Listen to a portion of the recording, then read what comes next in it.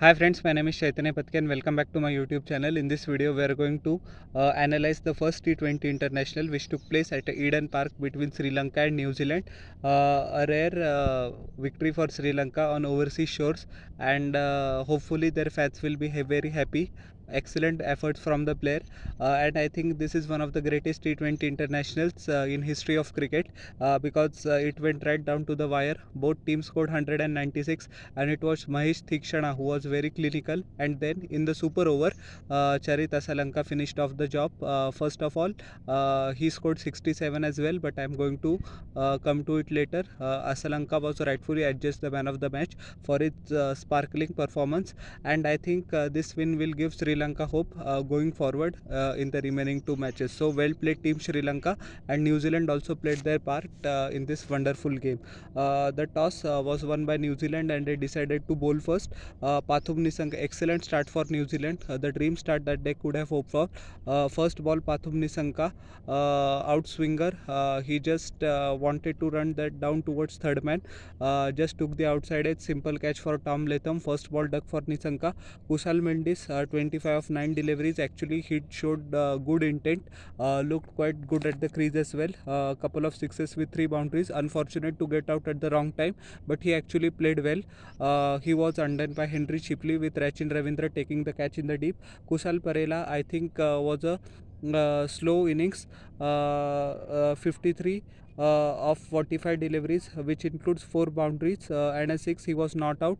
I think he had to play the anchor role as well, but I think he should have played a little bit better. 60-65 runs in 45 deliveries would have been good enough. Dhananjay De Silva scored 15 of 10 deliveries, a boundary and a 6. Unfortunate not to kick on. He looked great as well. Nisham took his wicket with Ish Sodhi taking the catch. Charit Asalanka 67 of 41 deliveries, 6 massive sixes with 2 boundaries at a strike rate of 163 for 41.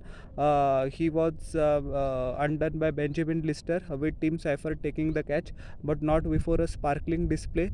He is excellent over cow corner at mid wicket, and he targeted the leg side area, which is very small at Eden Park, on purpose. He was equally good through the offside as well. Couple of crispy cover drives. He played the cut shot pretty well as well, and New Zealand bowler tried to intimidate him with the shorter one, but he was equally up to it.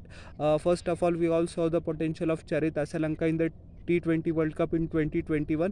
Unfortunately, his career has not progressed to the extent that the Sri Lankan fans and he himself would have liked him to, but he has been constantly getting the backing from coach, and hopefully this is the start of good form for Charit Asalanka.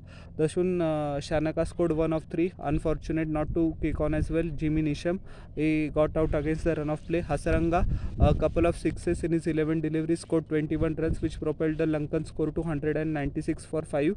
Adam Mill was very expensive despite the fact of taking Nissanka's wicket on the very first delivery. He was hammered to all pieces in the middle overs by Asalanka in particular. 4 overs, 42 runs, 1 wicket. Benjamin Lister also was expensive. 4 overs, 43 runs, 1 wicket. Henry Shipley couldn't replicate his form in the ODIs. 4 overs, 43 runs to Shipley as well. 1 wicket. He was all over the place. Couldn't find his length today. Jimmy Nisham bowled very well. Mixed his pace well. Used the crease very well as well. Cutters, off cutters, and he actually didn't keep the ball very full. He kept the ball back of length, so that's why his economy rate was very good as well. And Ish Sodhi, 4 overs, 33 runs. He no wicket. He will be very disappointed with his performance because he also couldn't find his length today. He was either too full or either too short. Chasing a target of 197. Chad Vaves once again failing as usual. 2 of 3 deliveries. He was clean bowled by Dilshan Madhushanka, ripper of a delivery. Tim Seifert also, unfortunately, is in the form of his life, but such things happen. He also scored a duck, 0 of 3 deliveries. He was bowled by Mahesh Thikshana. Excellent move by the Sri Lankan captain Dasun Shanaka to employ Thikshana's services in the middle overs, knowing despite the fact that Tim Seifert was still at crease and he got the reward. Tom Latham tried to up the ante, but couldn't kick on for too long. 27 of 16 deliveries with 5 boundaries. He was bowled by Pramod Madhushan. Daryl Mitchell played one of the best innings of his career. 66 of 44 deliveries, 3 massive sixes with 5 boundaries. He was undone by Dasun Shanaka with Dhananjay De Silva taking a simple catch in the deep, but he smacked Sri Lankan bowlers to all parts of the ground. He was very pleasing to the eye, as we know that when Darren Mitchell is full flow, he doesn't try to hit the ball too hard, but he focuses on timing and he just caresses the ball very nicely. Mark Chapman scored a useful 33 of 23, 2 boundaries, 2 sixes. 2 sixes. His wickets were taken by Hasaranga.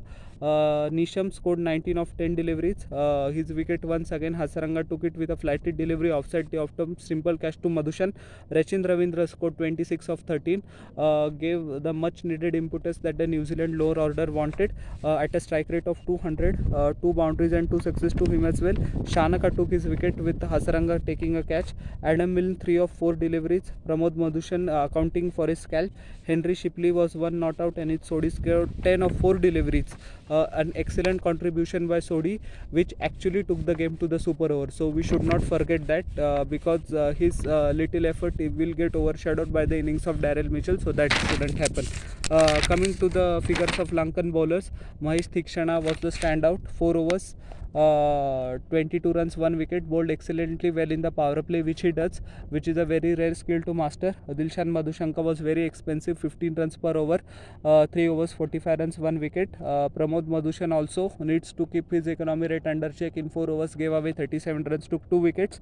Chamika Karunaratne was expensive. He had an off day, took 4 wickets in an ODI, but that's cricket, that takes you to the ground immediately. It's a great leveler this game. 3 overs, 36 runs, no wicket. 1 into Hasaranga in 4 overs, gave away 30 runs, took 2 wickets. He bowled well compared to his ODI series where he was flopped completely, and Chanaka in 2 overs gave away 23 runs, no wicket. So the match came to the super over. This team batting second, as we know, bats first in the super over. New Zealand just could manage 8 runs, losing 2 wickets. Mitchell was 1 not out.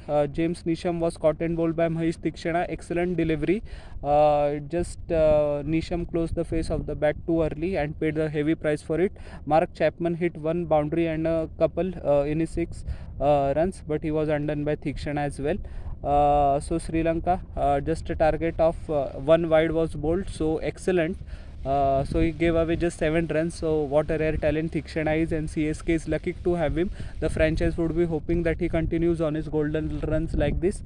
Mill did 9 runs to win. I think by today's standards it is very low, but anything can happen in T20 cricket. But Kusal Mendis took a single of the very first delivery, and the man of the moment, Charit Asalanka, smashed a 6 and a 4 to finish off the game for Sri Lanka and gave them a much needed victory, a much needed respite on this tour. Mill will be disappointed because those 2 were lent deliveries, but anyways, congratulations to Sri Lanka as well, hoping that they continue this momentum in the second game, whereas New Zealand will be looking to make a comeback. I think New Zealand still has the edge in the series in the last 2 matches, but the Sri Lankans will have their tails up right now, and the next 2 contests will be enticing ones. So how did you like my analysis of the first T20? Please tell in the comment section below, and don't forget to like, share and subscribe to my YouTube channel and press the bell icon for further notifications. We'll meet in the next video. Till then, everyone, bye, and I'm humbly requesting to you all once again, please subscribe.